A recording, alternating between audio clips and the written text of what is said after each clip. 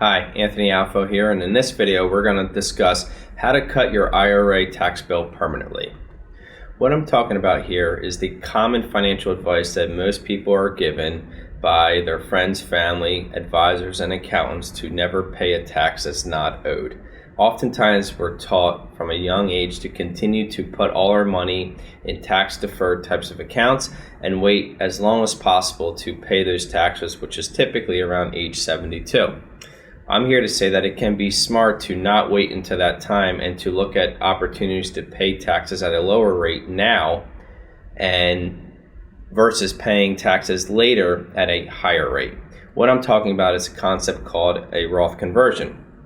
A Roth conversion is a process that you would use to take money from your traditional IRA accounts and to move it into a Roth IRA account, but you would be paying the taxes on that money today. I think there's 5 main reasons that you would want to consider this concept as to why tax rates might be higher in the future. It's important to understand that I don't know if and when that will happen. I do tend to believe it will, but it could be at some point down the road. And it's important to understand that that might be at a time where you could afford it the least. So 5 reasons that we'll talk about. The first one would be looking at all your income sources, whether you're working or recently retired. You might have pension, dividends. Starting your Social Security could push you up into a higher tax bracket. 1B to that is also the fact that a lot of times as you get older or closer into retirement, you might start to give up some of those deductions that you benefited from during your working years, which might have kept you from going into higher tax brackets previously, such as mortgage interest, 401k contributions, charitable contributions, and child tax credits. So these are some of the things that we have benefited from during our working years a lot of times, and we end up giving up as we get in closer to retirement as we age. The second reason why you want to be concerned about tax rates rising in the future is that you have something called your required minimum distributions. This is at the point where those IRA accounts, you have to start taking the money out of them because you've never paid any taxes on them. So the government wants to get their portion of that amount in the IRA that's owed to them. So what they do is that they force you to start taking them out at age 72, and they'll take a percentage every year of the entire IRA account value. So in this live example, we have somebody who is age 65. They have $1.5 million in their IRA. The account's growing at 8%, and they have $100,000 of income. This couple, in 7 years, when they get to 72, they're going to have to add additional income on top of their current income, such as Social Security and pensions, and that's going to push them into a higher tax bracket. Right now, they are probably at the very top of the 12% bracket, and any additional income is now going to jump up to the 22% bracket. And what you can see on the chart on the right is their different income amounts, and then at the bottom row, it's the ages as they get older. And on the far right column, you can see the different tax brackets that they're jumping up to. So you can see that this household is going up from basically the 12% and then jumping up to 22 to 24 and all the way up to the 35% tax bracket if they keep earning about an 8% rate of return on that $1.5 million IRA. So this would be a very common situation that we see that a lot of people are unaware of. The third reason is talking about if you were to go from married filing jointly to a single taxpayer status.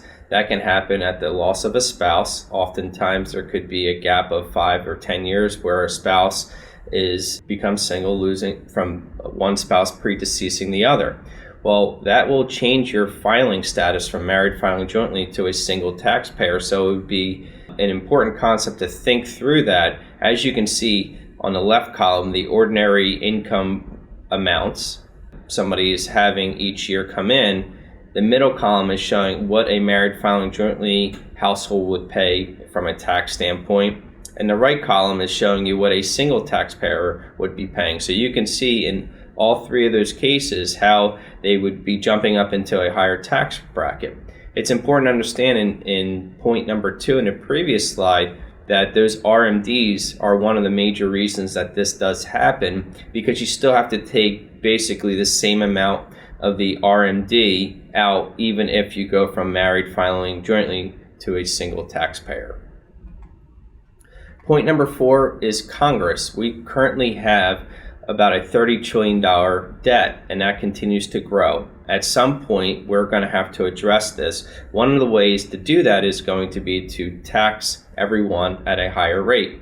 The chart on the right shows you what some of the highest tax rates have been in our previous history, and also some of the lowest tax rates in our history. And you can see over on the right side towards year 2020 that the high tax rates are actually some of the lowest when you look at it from a historic standpoint.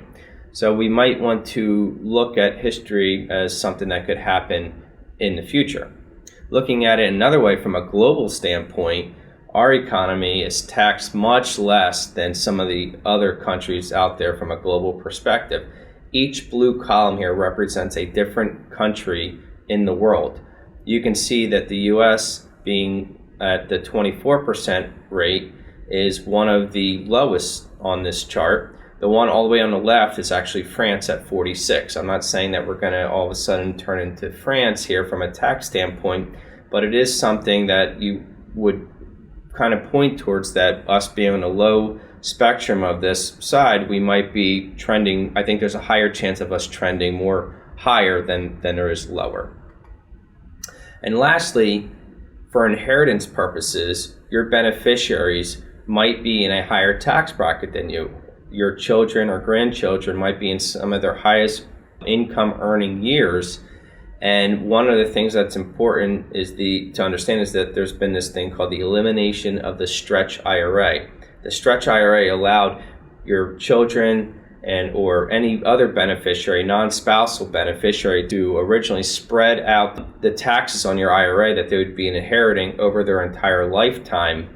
And that has now been eliminated, and those non-spouse beneficiaries, such as your children, are going to have to take that money out within a 10-year period. And that could really push that into a higher tax bracket by taking those types of distributions. So how much should you convert if you're going to do anything? I would tell you that you would want to go through an analysis to figure out what makes the most sense for you. We have a lot of clients that are doing it at least up to the 22% bracket. Again, it's a customized approach. It's not a one-size-fits-all. You're going to want to take your situation and all the uniqueness and variables that exist within your financial situation and really understand when and if it makes any sense. So certainly do your own analysis. So I hope that this video has been helpful to understand what potentially is at stake from a tax standpoint between now and potentially rising tax rates in the future, and ways that you can permanently reduce those taxes using a strategy called Roth conversions. In our next video, we're going to talk about the role of an advisor. So stay tuned, and thanks for watching.